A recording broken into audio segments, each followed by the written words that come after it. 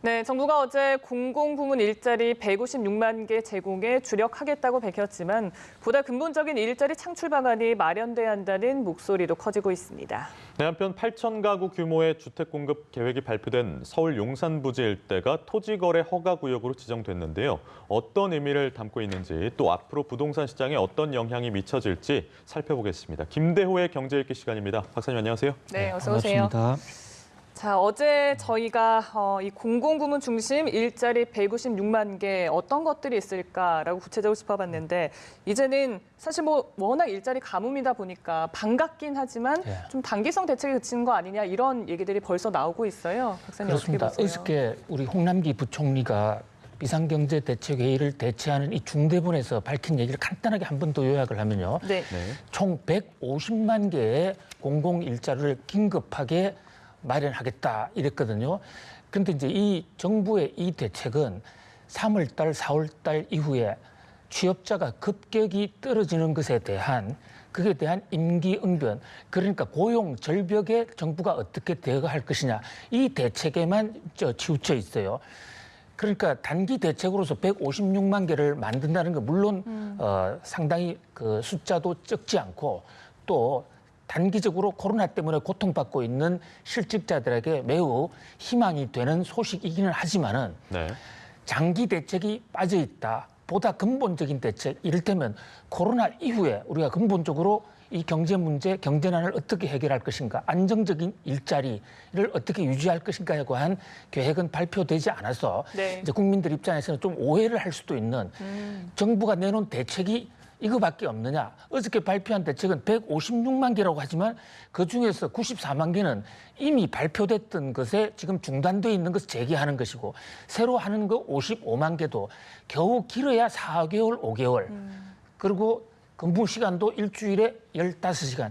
이런 정도를 가지고는 근본적인 고용 대책은 안 된다라는 얘기가 정부 발표 이후에 상당히 여론이 비등하고 있다고 보겠습니다. 네, 앞선 시간에서도 이제 박사님께서 지금 우리 고용 동향을 보면 비경제 활동 인구가 급증하고 있다. 이 부분 좀 주목해서 봐야 된다라고 하셨고 또 민간 기업들도 역시 활력이 떨어지고 있는 그런 상황인데 그렇다면 이번 대책이 과연 이런 좀 활력을 제고하는 데 도움이 될 수 있을까 궁금한데 어떻게 보세요? 그렇습니다. 그러니까 현재 정부가 어저께 발표한 대책은 그야말로 당면한 위기를 수습하는 정도에 지나치지 않을 것입니다. 근본적인 해결책을 마련하는 데는 아직도 여러 가지 그 어려움이 있고 정부도 이 점을 감안해서 장기적이고 복합적인 계획을 세우고 있는 것으로 압니다. 이를테면 정부가 지금 추진하고 있는 한국형 뉴딜, 이것도 보다 안정적이고 근본적인 일자리 창출을 위한 것이거든요. 그러나 이제 이 대목에서 우리가 코로나가 아직 가지는 않았지만 그러나 코로나가 갈 때를 대비해서 코로나 이후의 경제 체계를 생각한다면 좀 종합 대책이 나와야 될 때가 아닌가 그런 생각을 해봅니다. 사실 우리는 코로나가 오기 전에도 우리 경제는 하방 이 디클라인 아래로 떨어지고 있었거든요. 그런 관점에서 어떻게 하면 경제의 활력을 정진하고 또 보다 더 안정적인 일자리를 찾을 것이냐를 생각해보지 않을 수가 없는데요. 미국의 경우에는 이미 지금 코로나 이후에 그 생산 기지를 외국에 나가 있는 생산 기지를 미국으로 옮겨야 되겠다. 이런 논의가 나오게 된 것도 우리도 중국 우한에서 코로나가 생기니까 우리나라 생산 시설이 한동안 올스톱 되지 않았습니까? 그런 거를 감안할 때 코로나 이후에는 이 공급망, 국제 공급망을 다시 한번 조정할 필요가 있다. 특히 경제학에서 리쇼링 정책이라고 그러는데요. 나가 있던 우리나라 기업들을 다시 들어오게 해서 그래서 일자리를 창출하는 거, 또 규제 완화를 통해서 새로운 미래 먹거리를 만드는 거, 이런 종합 대책이 매우 절실한 시점으로 보입니다. 또 어떤 얘기가 나오냐면 공공부문에서 아무리 좀 애써봐야 민간이 움직여주지 않으면 어렵다. 뭐 소용이 없진 않겠습니다만 민간이 움직여줘야 된다. 이런 얘기가 나오던데요. 그렇습니다. 현대의 이 그 시장 경제주의 체제하에서 공공 일자리로 근본적으로 고용 문제를 해결할 수가 없습니다. 사회주의 체제에서도 정부 일자리로서는 궁극적으로 노동 문제를 해결하지 못해서 중국 같은 경우에 시장 제도를 도입하고 이러지 않았습니까? 어디까지나 정부가 마련하겠다고 하는 156만 개, 그중에서도 순수하게 추가 순정하겠다는 것은 55만 개인데요. 이것 것만으로는 당장의 실업자가 굶어 죽는 현상을 막는 정도지 근본적으로 해결하기 위해서는 결국 민간 기업이 더 늘어나고 또 있는 기업들은 사람을 더 많이 고용을 하고 안정적이고 지속적인 일자리를 마련해 줘야 됩니다. 그뿐만 아니라 그 일자리를 통해서 본인이 자아를 실현하고 보다 더 성숙할 수 있어야 되는데 지금 정부가 만든 공공 일자리라는 것은 그야말로 주민센터에 나가서 복사해주고 또는 길거리 돌아다니면서 뭐 청소하고 또 그 지적재산권 위배 이런 걸 찾아내는 노인 일자리에 상당히 치중이 되어 있거든요. 그러나 이제 어제 나온 것은 어디까지나 정부는 임기 응변 대책이니까 플러스해서 정부의 종합 대책이 이제 세우고 있는 것으로 압니다만은 거기에 보다 더 전심 전력을 해줬으면 하는 그런 마음입니다. 네. 자, 그리고 또 어제 정부가 서울 용산역 철도 정비창 부지 그리고 인근 지역을 토지 거래 허가 구역으로 지정을 했습니다. 우선 뭐 거의 일주일여 만에 수도권 공급 대책을 내놓은 지 일주일여 만에 다시 이 대책을 내놓은 거 봤을 때는 좀 선제적으로 대응을 하는 것 같은데 이렇게 지정이 되면 어떻게 되는지 좀 자세히 설명을 해주시죠. 네, 토지 거래 허가 구역 제도라는 것은 매우 강력한 제도입니다. 현재 자본주의 체제에서 저런 토지 거래를 허가제로 하는 나라가 거의 없어요. 저게 유신 독재 시절에 1978년도에 박정희 정권이 만든 건데 그 후에도 그렇게 남발은 하지 않았습니다. 그만큼 이번에 정부가 용산 지역에 대해서 토지 거래 구역을 선포한 것은 강력하게 부동산 투기를 막아야 됐다는 정부의 의지의 표명으로 볼 수는 있어요. 네. 이제 그러나 뭐 과연 개인의 재산권을 저렇게 막는 것이 옳으냐는 그런 문제에 봉착할 수도 있고 보다 근본적으로 왜 용산이 가격이 용산만 뛰느냐. 그것은 다른 지역을 묶어놨기 때문이라는 그런 어떤 역논리도 성립을 하거든요.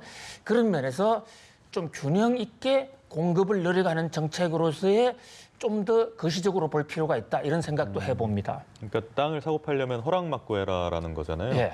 그 예전에도 강남 쪽에 그 수서 역세권이나 구룡마을 때도 이런 비슷한 제도가 있었는데 그때 뭐 편법은 일어나지 않았는지요? 편법이 엄청나게 많았습니다. 그야말로 아수라장이 됐는데요. 그 구청에 허가가 없으면 땅을 사고 팔지 못한다 이렇게 되다 보니까 사람들이 일반적으로 사고 파는 매수인, 매도인 계약을 했다 하더라도 사후적으로 구청에서 허가 두 장이 떨어지지 않으면 그것은 원인 무효가 되는 것입니다. 단속 규정이 아니고 효력 규정이다 이래가지고 대법원에서도 그것을 무효로 만들었거든요. 그러다 보니까 이런 무효를 이제 벗어 나가기 위해서 이를테면 지금 땅을 갖다가 판 것으로 가장을 하는 겁니다. 실제로 거래하지 않았는데 거래했다 치고 다른 서류를 가지고 재산권의 보전 장치를 마련한다든지 또는 매매를 그 정여로 위장할 수도 있고요. 네. 또 지금 이제 토지 거래 허가 구역 제도는 평수가 20제곱미터 아래는 서민 생활 안정을 위해서 이 제도를 적용하지 못하게 돼 있거든요. 이렇게 쪼개는 거죠. 그리고 짧게 거래해서 나중에 늘릴 수도 있고 여러 가지 편법이 난무할 수도 있는 그런 제도로서 과거에도 많은 부작용을 겪었던 제도. 그러나 그만큼 지금 용산 쪽에서의 그 투기를 조기에 잡지 않으면 안 되겠다는 그런 절박성이 작용한 것으로 보입니다. 네, 그렇다면 이번에도 좀 부작용이 발생할 여지는 있는 상황인 건데 앞으로 뭐 부동산 시장에 좀 어떤 영향이 있을까요? 그렇습니다. 이제 전반적으로는 코로나 바이러스 때문에 부동산 투기는 많이 잡혔어요. 그리고 정부가 이제 걱정하는 것은 7월 달 이후에 분양가 상한제를 적용했을 경우에 그때 재개발, 재건축 공급 물량이 급속하게 줄어들 수 있다. 그때의 부동산 가격 안정 대책으로 지금 용산이라든지 개발할 수 있는 지역의 공급을 서울 인근 수도권의 7만 가구를 공공 재개발 형태로 하겠다고 발표하지 않았습니까? 그런데 공공 재개발의 경우는 임대가 끼어 있기 때문에 주민들이 원치 않을 것이다. 이제 그런 대목 때문에 용산 쪽에 집중적으로 그 수요가 지금 집중이 되고 있는 것 같아요. 그런 관점에서 결국은 수요와 공급을 같이 조절하는 그 부동가 상한제를 7월 말에 시행을 하더라도 그 가격을 적절하게 조정할 시장의 공급 물량도 줄이지 않으면서 또 가격도 안정시킬 수 있는 그런 정책의 묘가 필요한 것으로 보입니다.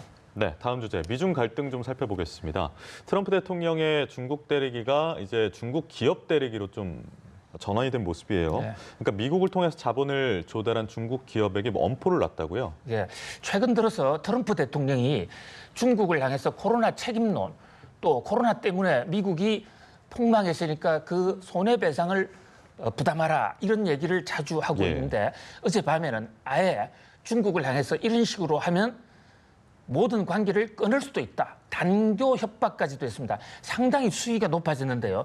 저 대목에 대해서 국내 이제 일부 이 해석하는 사람들은 트럼프 대통령이 정치적인 쇼를 하는 거다. 그렇지만 그렇게 지적합니다만은 저는 그렇게 보지 않습니다. 저는 트럼프 대통령이 지금 중국 문제를 해결하지 않으면 내년 올 11월 달에 대선에서 이길 수 없을 뿐만 아니라 미국에서 많은 사람들이 중국으로 인해서 미국 경제가 공경에 처하고 있다는 그런 인식이 확산되고 있거든요.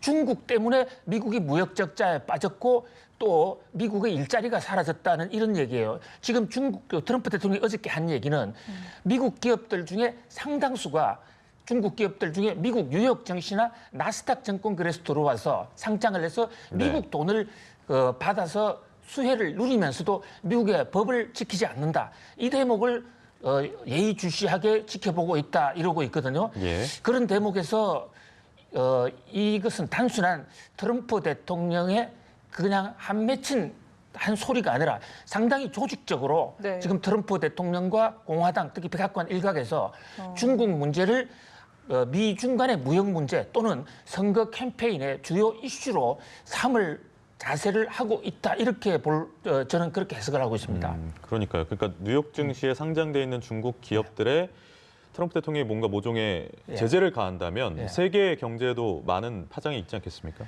그렇습니다. 장단기적으로 효과가 달라질 수도 있는데요. 우선 단기적으로는 미국에 상장돼 있는 중국 기업들 많이 좀 알리바바라든지 여러 회사들이 지금 화웨이는 아직 비상장 회사입니다. 예. 그 엄청난 회사들이 있는데 그 회사들이 당장 자금 조달 길이 막힐 때고 그쪽 회사들이 주가가 폭락할 것입니다. 그러다 보면 세계 증시가 또 한 번 출렁일 가능성이 있어요. 물론 트럼프 대통령도 그런 사태까지 가겠다는 것보다도 그것을 지렛대로 중국을 향해서 많은 것을 얻어내려고 하지 않을까 지금 그렇게 시도하고 있거든요. 그러니까 트럼프 대통령이 이번에 코로나 문제와 관련해서 중국을 때리는 우리 근본 문제를 잘 좀 짚어볼 필요가 있어요. 네. 코로나 때문에 중국이 늦게 알려서 미국이 피해를 받았다. 그건 단순한 한풀이가 아니란 말이죠. 자, 늦게 알린 것뿐만이 아니라 늦게 알려놓고 중국은 그 시절에 미국에 있는 산소호흡기를 마스크 등등 미국의 의료기자재를 중국이 다 빼갔다는 겁니다. 다 사갔다는 거예요. 예. 그리고 또 미중 무역 합의를 해가지고 2천억 달러를 사주기로 했는데 실제로 미국한테 필요한 물건을 안 사주고 의료기기만 코로나 막는 의료기기만 사가서 결국 미중 합의도 제대로 지키지 아니하고 미국에게 무고한 희생을 강요했다. 상당히 미국 입장에서는 지금 수위가 상당히 높은 요구예요. 네. 그러니까 대선을 앞둔 트럼프 대통령 사실 코로나19 대응에 대한 어떤 비판이 계속 있었는데 어떻게 보면 중국을 통해서 좀 돌파구를 찾으려는 그런 모습이지 않습니까? 그렇다면 이제 우리로서는 이런 미중 갈등 상황에서 어떻게 좀 대처를 해야 될까요? 트럼프 대통령 입장에서는 사실 재선 가도를 앞두고 지금 인기가 폭망했어요. 바이든 후보에 비해 10%포인트 이상 떨어졌습니다.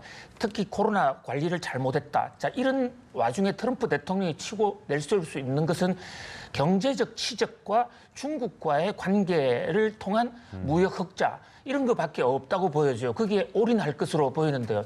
이럴 때일수록 우리는 좀 불가운의 덩그리 외교를 할 필요가 있다. 중국하고도 지나치게 좀 가깝게 하다가 또 하나의 미국을 놓칠 수도 있고 그 반대 역의 관계도 있다. 경제와 정치를 철저히 분리하면서 실리를 취할 필요가 있다는 생각이 들고요.